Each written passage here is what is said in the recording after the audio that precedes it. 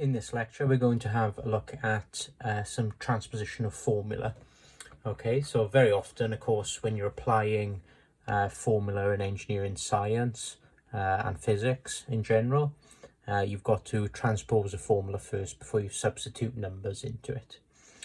Okay, so here's an example then of a formula that we can transpose. And normally we're given in a square bracket then the variable that we want to have as what we call the subject of the formula. Okay, so in other words, we want to have at the end of this q equals to whatever else. Okay, but it's very important that we have a q on its own on one side. We don't want q's on both sides.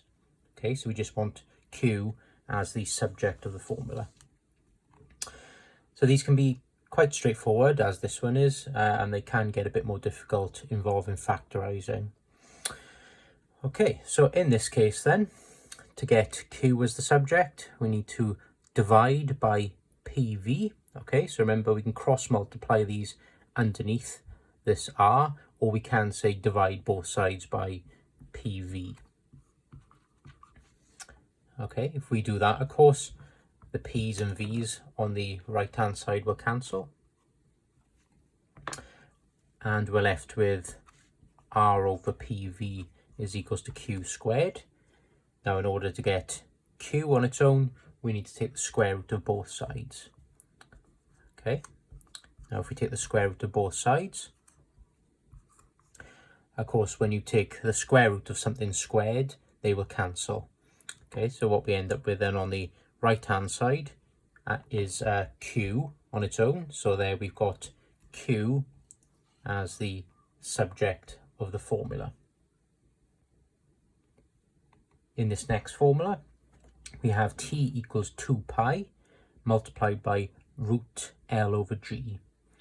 So first of all, then we want to get at this g. So let's divide through first of all then by 2 pi. There's various ways we can do this. And depending on the method you use, your transposition answer at the end might look slightly different to mine. Doesn't mean that you've done it incorrectly, it just means that you've done it in a different method.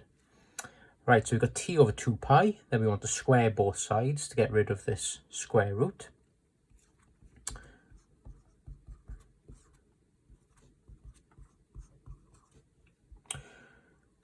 And again, various ways you can write this. You can square this out if you want to. If you square a fraction, of course, you square the top and you square the bottom. So on the top, we've got t squared over, now if you square this, so remember we've got 2 pi all squared. So that means we square both of these. Okay, so we've got 4 pi squared is equals to L over g. And now we've got something in the form a over b equals c over d.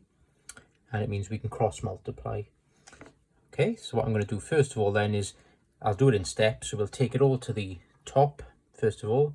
So we've got g t squared. I'm bringing this up to the top left. And on the right, we've got 4 pi squared L. Okay, so it doesn't matter which way around you put these, of course. So that might make your transposition look slightly different to mine. Okay, one last step then. In order to get g on its own, we need to divide by t squared. So that's now being transposed. Next example, so example 3. We want to get x as the subject. So first of all, we want to get rid of this square root so that we can get at this x. So we're going to square both sides. So on the left, we've got m squared.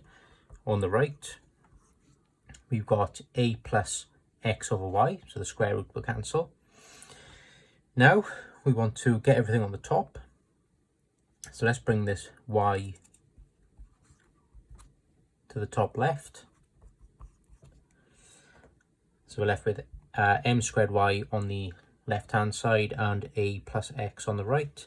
And then one last step, we need to bring the a to the left hand side and then it becomes a negative, of course. So we've got m squared y minus a is equals to x. Example 4, we've got s equals u plus a half at squared. So very similar to one of the linear motion equations, s equals ut plus a half at squared. But this is correct.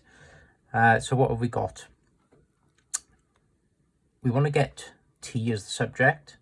So first of all, we want to get this term on its own. So what I'm going to do is take this u to the left, which becomes a negative. And then we want to work out now this side to eventually get t on its own. So first of all, I'm going to multiply through by 2 to get rid of this a half. Okay, so we've got 2s minus u equals at squared.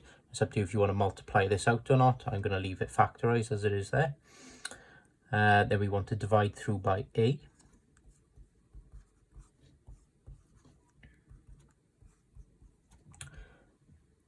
So we've got 2 times s minus u over a equals t squared. And one last step, of course, to get t on its own is take the square root of both sides.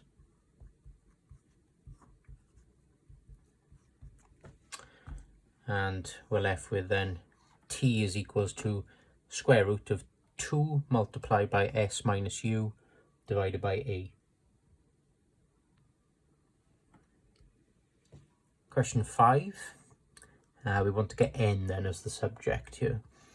So again, we're going to try and get this on its own first. So let's take the a to the left, becomes a minus a, and that's equals to d times n minus 1. So we want to get at the n that's inside this bracket. So first of all, then we need to divide through by d.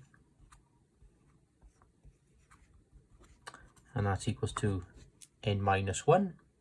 And one last step, let's take this minus 1 to the left, becomes a plus 1, and that will give us n is equals to L minus a over d plus 1. Example 6. So we want to get g as the subject here. So of course we want to get at this bracket eventually, so we need to square both sides first of all to get rid of the square root. Generally, if you see a square root in there somewhere, we're going to have to square both sides at some point. Okay, so we've got v is equals to now k plus 4g over 3 all divided by p. Now let's get it all onto the top then. So we're going to take p to the top left. So we've got v squared p, or you could write that pv squared, of course, is equals to k plus 4g over 3. And we want to get this on its own eventually. So let's take this k to the left-hand side. So we've got v squared p minus k is equals to 4g over 3. Right, so we're going to have to multiply through by a number now to get at this fraction. Okay, get out this g inside this fraction. So we're going to multiply through by 3 first of all. Now you could do this all in one go if you want to, but I'm going to do it in steps. So multiply through by 3. So we've got 3 multiplied by v squared p minus k, and that's equals to 4g. And then we're going to divide through by 4 to get g. Okay, so we've got 3 multiplied by v squared p minus k. You can multiply that 3 through if you want to, but there's no need to really. And remember now we're dividing through by 4. And that gives us g is equals to 3 times v squared p minus k divided by 4. Example 7. So we're after now f as the subject of the formula. So it doesn't look very nice initially, but actually it's quite a straightforward one. We want to get f on its own, so therefore we just need to divide through by whatever's multiplied by f. Okay, so we can go straight for this one actually. We've got p divided by b minus nd multiplied by t. That gives us f as the subject of the formula. So quite a straightforward one, that one.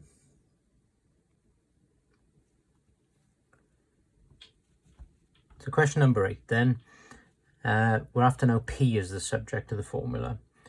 Now slightly more complicated this one, because if you notice we've got 2 p's in here.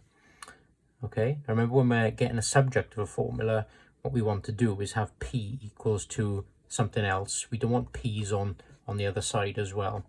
So somehow we're going to have to get from 2 p's just to having an individual p. And the way that we get down to an individual p is by using factorizing. Okay, so first of all then, let's get rid of this square root. So we're going to square both sides.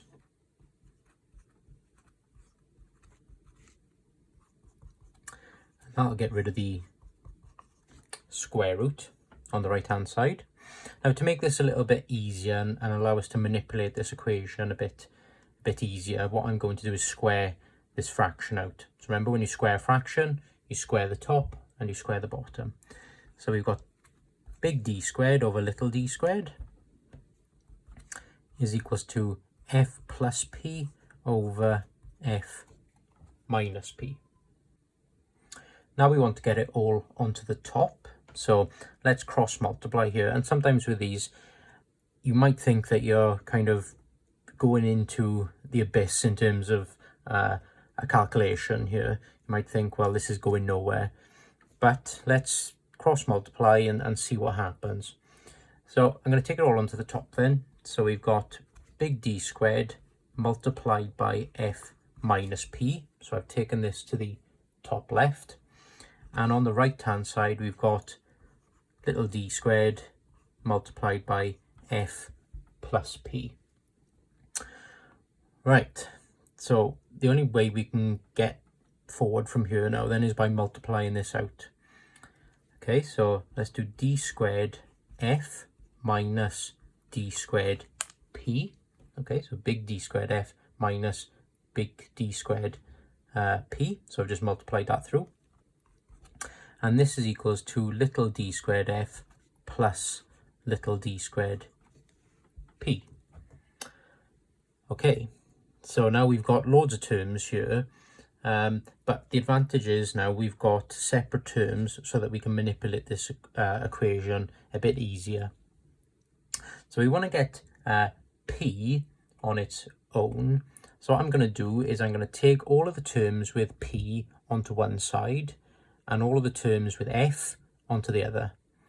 Okay, so I'm going to take this term here to the left hand side, and I'm going to take this term here to the right hand side. So we've got big D squared f minus now little d squared f, and this is equals to big D squared p plus little d squared p. Okay, so again, it's not looking too much clearer, but of course here on this right hand side now we've got 2 terms with p in. So what we can do is we can factorize this. Okay, in other words, we can take a common factor out.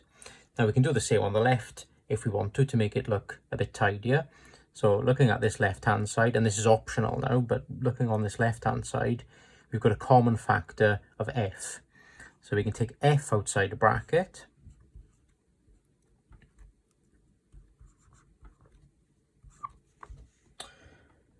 And inside that bracket then, of course, we've got to fill that up so that if we multiply it back out, we should get what we started with. Okay, so if I multiply f by big D squared, we get back to D squared f. And if I multiply f by minus D squared, we're left with minus little d squared f. I can do the same on the right hand side. So let's take p outside. So p is the common factor there. And we're left with then inside the bracket d squared, big D squared plus little d squared. And can you see now that we are left with 1p on its own? Okay, so now we can transpose this to get P as the subject on its own. So all we need to do that is then divide through by this bracket here. Okay, so we've then got F multiplied by big D squared minus little d squared divided by this bracket.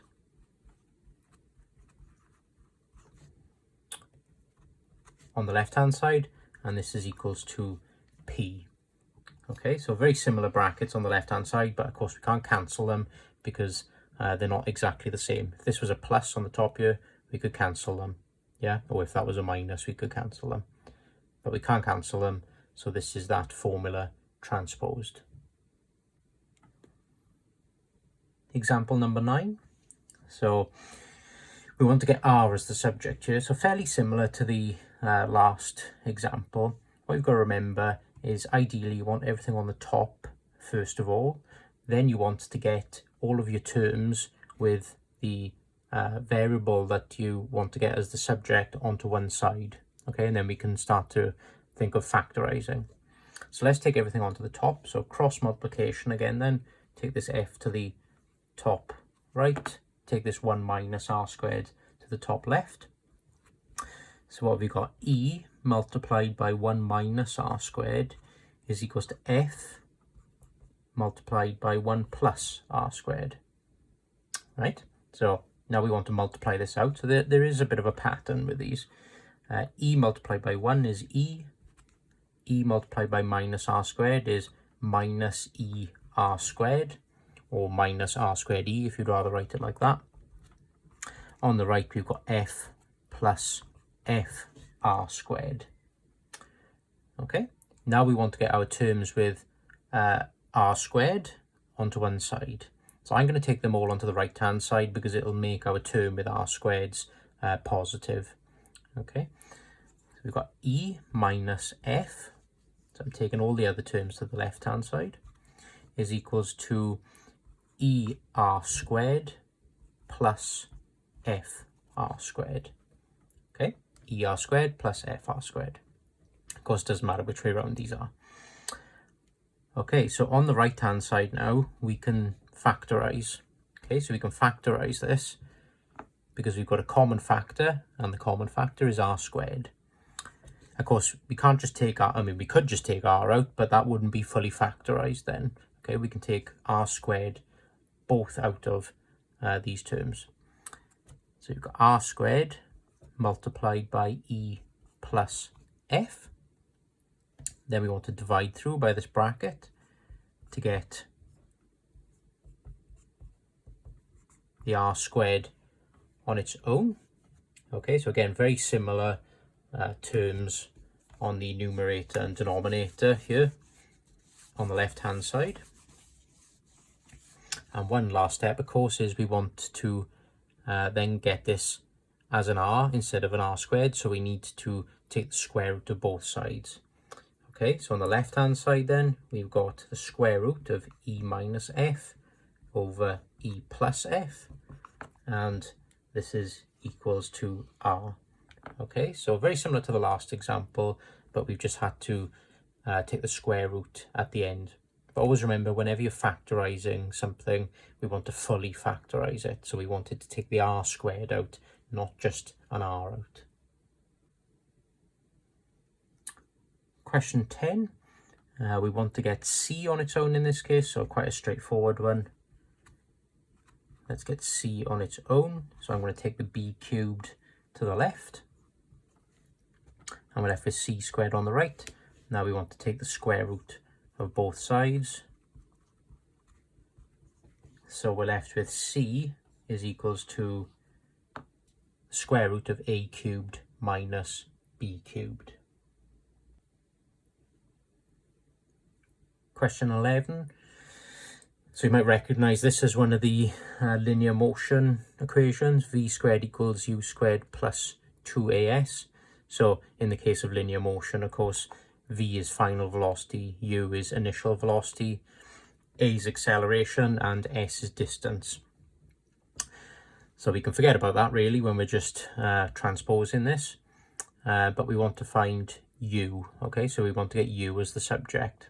So imagine now if you're applying this you might be asked to find the initial velocity of something. Okay, so again, it's a fairly straightforward one. Let's get the u squared on its own, first of all.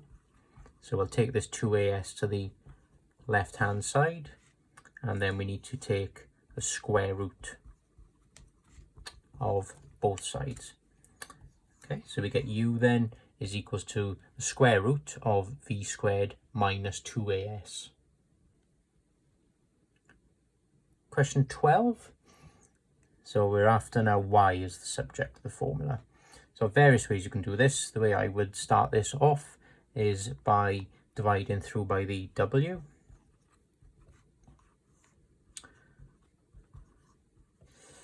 So we get v over w equals the square root of a squared minus y squared. Now we want to square both sides. And like I said, you know, depending on what you do in terms of your algebra, as long as it's algebraically correct, your answer might be slightly different to what I'm writing down. It doesn't necessarily mean it's incorrect. Okay, it just means you've done things slightly different to me. So for example, squaring this fraction out, you might not want to square this fraction out.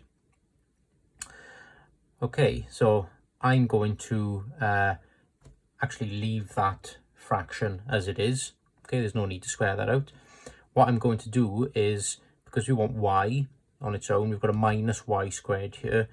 What I'm going to do is I'm going to take this to the left-hand side, and I'm going to take this fraction to the right-hand side. So no cross multiplication of this fraction or anything. I'm just taking this as one term over to the right-hand side. So on the left-hand side, then we've got positive y squared now. And on the right, we've got a squared minus this fraction that's coming over. Okay, so no need to cross multiply or anything like that. And of course, one last step now for us. We just want to take the square root of both sides in order to get this y on its own. Okay, so square root of both sides then will give us a squared minus v over w squared, all underneath this square root. Okay, so y is equals to the square root of a squared minus v over w squared. Okay, so question 13 then. We've got v is equals to kab over b minus a. So a similar situation with one of the examples, or two of the examples earlier, where we've got two terms here and we want to get them as the subject of the formula. So let's take it all to the top then. So cross multiply this b minus a to the top left. And now, as in those other examples, we want to multiply brackets out, and let's try and get some separate terms.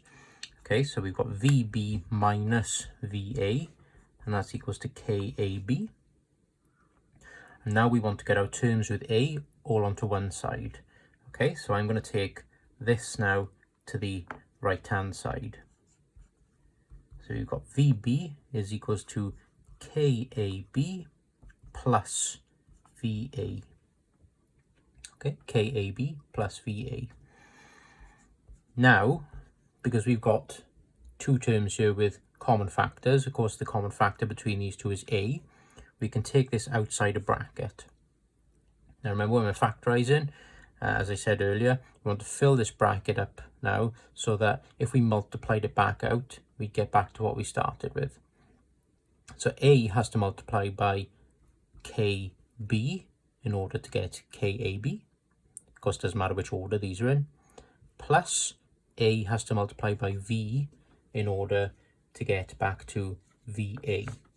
Okay, so we've now factorized that right-hand side, and of course we've now got A as a single term. One last step then, we need to divide through by this bracket that's multiplied by A. Okay, so on the left-hand side then, we've got VB over KB plus V. And this is then equals to A. Okay, so we've transposed that now. A is equals to VB divided by KB plus V. Question 14. So a similar situation again, we've got two L's here and we want to get L as the subject. So as usual then, let's bring it all to the top. So I'm going to take, of course, you've got to take all of this denominator up to the top left. So we've got M multiplied by L plus R CR. So it always makes it a bit more complicated as well if you've got a lowercase and an uppercase of a letter. So we've got little r, C and a big R. And that's equals to U times L. Now, of course, we want to get at this L inside this bracket, so we need to multiply this out so that we've got separate terms. Okay, so ML plus MRCR is equals to UL. And what I'm going to do now is get all of the terms with L onto one side. Again, it doesn't really matter which side you take it onto. I'm going to take it onto the right-hand side. So it becomes a minus ML. Of course, that keeps this term here, MRCR, as a positive, which makes it look a little bit nicer. And then we can factorize this right-hand side. So the common factor between these two, of course, is L. And if we open up a bracket, we need to multiply L by U to get UL. And we need to multiply L by minus M to get minus ML. One last step then, we need to divide through by this bracket. Okay, so we've got MRCR divided by U minus M, up to you if you want to leave it in a bracket or not. So we've now transposed that. L is equals to MRCR divided by U minus M. Question 15. So we've got two algebraic fractions on this right hand side now, so it doesn't look very nice. We want to get D as the subject. Multiple ways you could do it. You could add these together algebraically, or we could multiply through by a common denominator. So in other words, a number that goes into both of these. So this is what I'm going to do. So we did this a little bit. If you look at the linear equations video, we solved some of those in this way. So if I multiply by 12, okay, so 12 goes into 12, 3 goes into 12. So on the left then, we've got 12m. On the right, we've got 12bd cubed over 12 plus 12bd cubed over 3. Now, of course, things are going to start cancelling. So we've got 12 goes into 12 once, so we can cancel that. And 3 goes into 12 4 times. So what we've actually got then is 12m is equals to bd cubed plus 4bd cubed. So on the right hand side then, how many bd cubes have we got in total? We've got 5 of them. So we've got 5 bd cubed. We want to get d on its own, of course, so we want to divide through now by 5b. And that leaves us with 12m over 5b is equals to d cubed. And one last step then, of course, in order to get d on its own now, we've got to take the cube root of both sides. So when we've got something squared, of course, we take the square root. When we've got something cubed, we want to take the cube root. So on the left hand side, we've got the cube root of 12m divided by 5b. And that is equals to d. Okay, so we've transposed that to get d as the subject. Question 16. So we've got a plus x on the left hand side and y divided by 2 plus y on the right hand side. We want to get y as the subject. So again, we've got two terms of y in here. So as usual then, get everything onto the top. So we want to cross multiply this 2 plus y to the top left. Now, of course, when we're doing that, that then becomes multiplied by everything that's on this left-hand side. So we've got a plus x all multiplied by 2 plus y. Okay, now as in the previous examples, what we want to do then is multiply this out so that we've got separate terms. and then we can manipulate this a bit easier. Okay, so let's multiply this out then, a bit like multiplying the quadratic out. So we've got a times 2. So remember now we're using the FOIL method. Yeah, a multiplies by each of these terms, and x multiplies by each of these terms. So we've got 2a plus ay, yeah, so multiply the a through, plus 2x plus xy, and this is equals to y. And now, as usual, we want to get all of our terms with y onto one side. So this time now we've got 3 terms with y in. So I'm going to take this term of y and this term of y onto the right hand side. Again, you could take them onto either side. I'm taking the y's to the right hand side because it leaves us with this 2a and 2x being positive.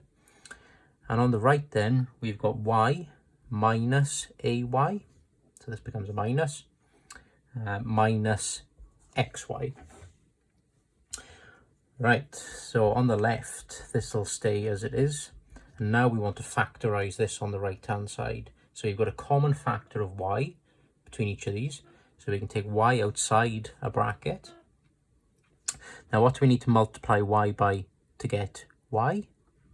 1. So don't forget that 1 in there. Quite often people will forget that because they think, oh, I don't need to multiply y by anything to get back to that. Of course you do need to multiply it by 1. Okay, so remember we're filling this bracket now so that when you multiply it back out, you should get what you started with. So y multiplies by 1 to get to y. We need to multiply it by minus a to get back to minus ay, and minus x to get back to minus xy. Okay, so we've now factorized that. In order to get y as the subject now, of course, we divide through by this bracket here. Okay, so we've got 2a plus 2x divided by 1 minus a minus x. Again, up to you if you want to leave the bracket there or not. And that is equals to y. Okay, so y is equals to 2a plus 2x divided by 1 minus a minus x. A bit trickier because we had to factorize another term. Yeah, so instead of 2 terms, we had 3 terms. And a bit trickier there in terms of multiplying that bracket out. But generally, it's the same flow of work in order to transpose the formula. Question 17, so last one now. Okay, so again, we've got an algebraic fraction on the right hand side. We want to get k as the subject, and we've got 2 terms with k in here. So let's take it all onto the top first. So I'm going to take this to the top left, take this to the top right. So we're cross multiplying. This then multiplies by the 1, of course, so effectively nothing changes for this bracket. And the x will multiply by the 4k minus 2b. Okay, so you don't really need to write that 1 on the left hand side really. So on the left then we've got 3c plus 5k. On the right we've got 4xk minus 2xb. So I've just multiplied that out. And of course, as usual then, we want to get the terms with whatever we want as the subject onto one side. So I'm going to take the terms with k to the right hand side. I'm going to take this minus 2xb to the left, and that'll become a positive. Okay, so I'm just trying to get things more as positives when I'm deciding which side to take things onto. On the right then, we've got 4xk minus 5k that we've just brought over from the left. And now we can factorize this right hand side. Okay, so k is the common factor. We need to multiply k by 4x to get 4xk. And we need to multiply it by minus 5 to get to minus 5k. And one last step then, we want to then divide by this bracket.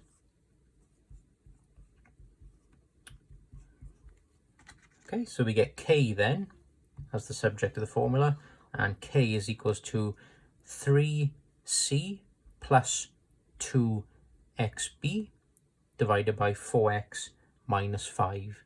Okay, so again, very similar workflow. Get everything onto the top, multiply your brackets out, get your terms with the variable that you want to get as the subject onto one side, factorize, and then divide through by whatever bracket comes out of that factorization.